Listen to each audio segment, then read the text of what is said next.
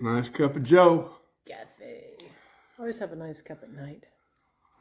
Nothing like a nice cup of coffee, huh?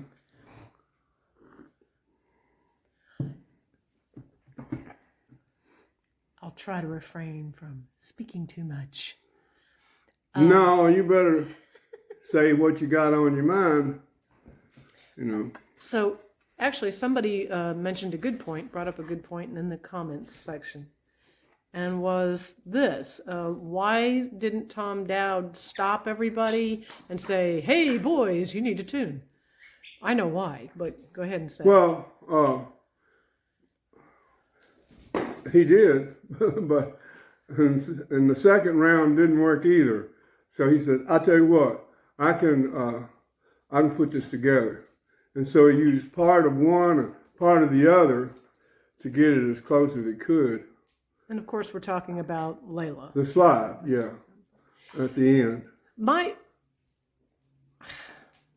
guess would have been that everything was going, you were in the moment. Yeah, exactly. And it's hard, you can't get back to there. Like everything I do is one stroke at a time, you know. You can't keep going because you're not there but once. You know, when Dwayne did the first part, the first time, you know, first take of it, he missed the target at the end. And tried to do it again. It didn't work that time either. You know, because he was in the moment then. And that's why they just left it, because he was in the moment. And so all of the integrity of it was still there, still raw, not perfection, you know. That's how I look at that out of tune slide on the end of Layla's. When that is over, here comes Thorn Tree in the Garden.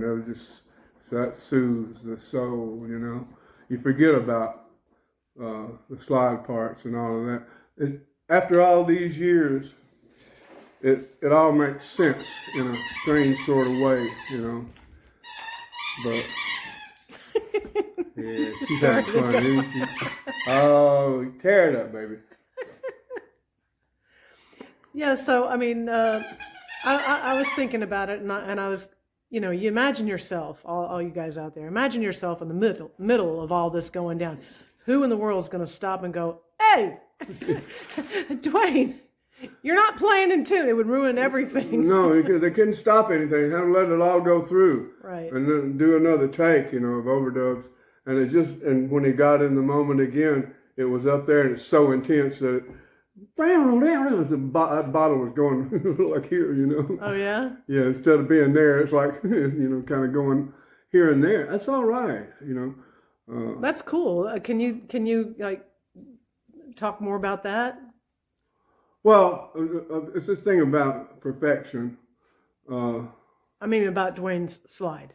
Oh, he slide playing? Yeah, when he was playing that, you said his bottle was moving around. Well, it was. That's why it's kind of a little bit on this side of the market, a little bit on that side. I got you.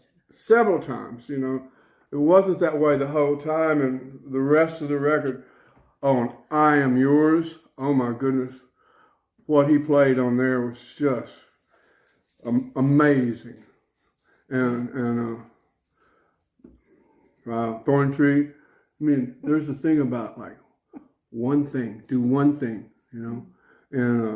And Thorn Tree, he's just playing those harmonics, and he hit the one slide. Do, do, do.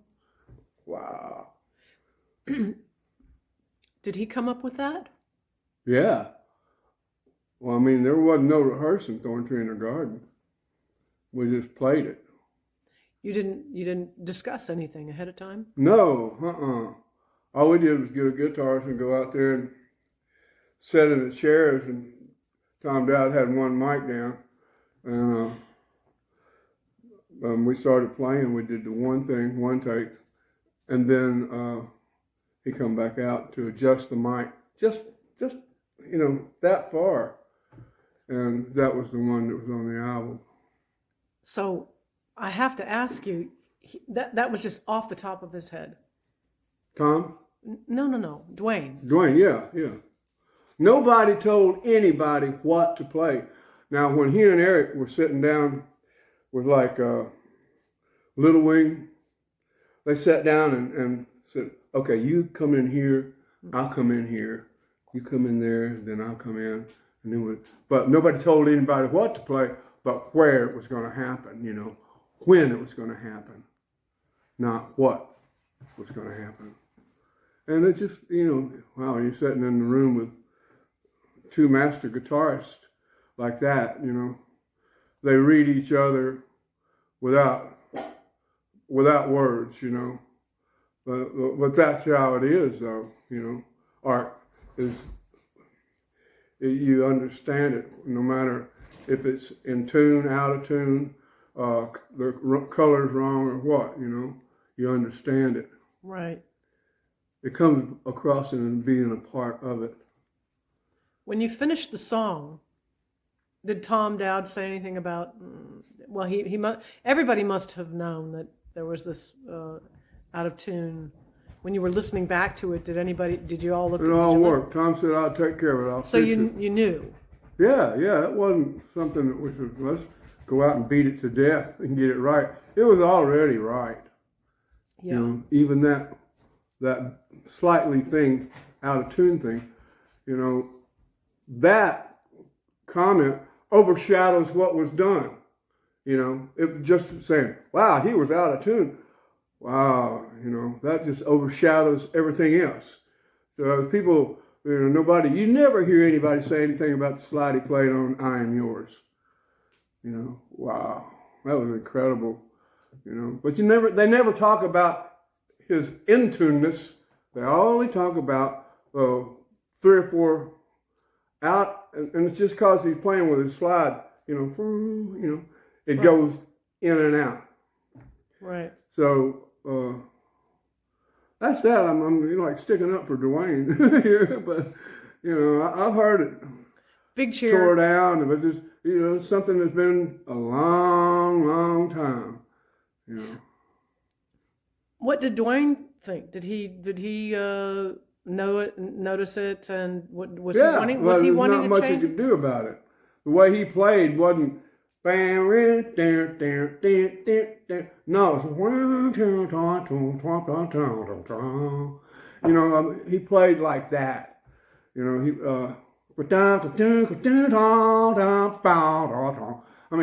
that's a brother stuff, but slide into it and out of it.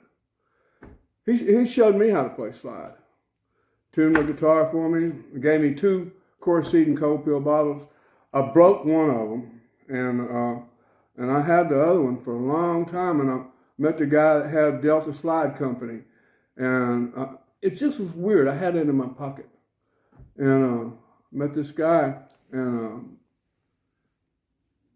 I gave it to him so he could use it as a prototype for all the rest of the slides. And 'cause I was the only one that I knew that had it. Well, that would make anyone want to go out and buy one. Yeah, well, worked. It worked for him. But I had 2 given to me a few years back by my friend in Memphis, Stephen Fowler, and he's a great guitar player from Memphis, and he got them from Dwayne. So they had crossed paths and locked in there for a little while, and he gave them to me, and one of them had some strange looking powder in the bottom of it, still there. So that was the one he wasn't using for playing slide. But I kept that one and gave Eric the one that had all the dirt and grit and sent it to him. Eric said the first thing he did was to play it. And it's just like he said he could feel it, it had all of Dwayne's DNA in both of them, Actually, the one that I got had a little Colombian DNA in it. So there would have been a time in my life where I'd have been scraping that little thing out, but I put it under the water and cleaned it out, But I don't know. That album is so controversial and has made such an impact in the music world. And not only just the playing part of it, but the songs and everything, they were perfect. How it all came together was absolute perfection. From Eric and me sitting in the TV room at Hurtwood Edge, writing those songs, and in the living room with a big fire roaring, writing, Tell the Truth, and I'm Yours. Oh man, those songs like that, they're pretty amazing. I Looked Away, that was the first song that we wrote together, was I Looked Away. He showed me, we decided, well, let's write some songs. We put a band together, got to have some songs. And so he said, I got this run of changes. And I started to play with him. And he said, no, don't make a G like that. Because it's like you make a G this way, and then it leaves you free to go to all the rest of the things. And it'll be a ground note, a drone note.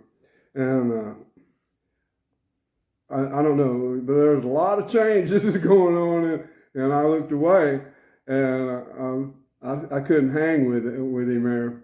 And I said, let me go upstairs and we'll do this. He said, yeah, go up there and work it out, and we'll finish it out tomorrow.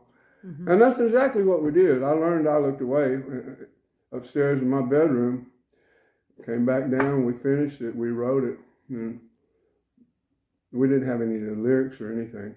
It just happened, All of the songs that we did, Why Does Love Gotta Be So Sad? It just happened. We were it came out of conversation. He was talking about, we were talking about our favorite things, fast cars and guitars, rock and roll, and beautiful gals, And he looked at it and he said, well, why does love got to be so sad, And that's really how that came about. I know I said it in another interview, but and that whole album just kind of naturally became itself. With Jim Gordon and Carl coming to play on George's album, and staying out at Eric's, it just all came together like that.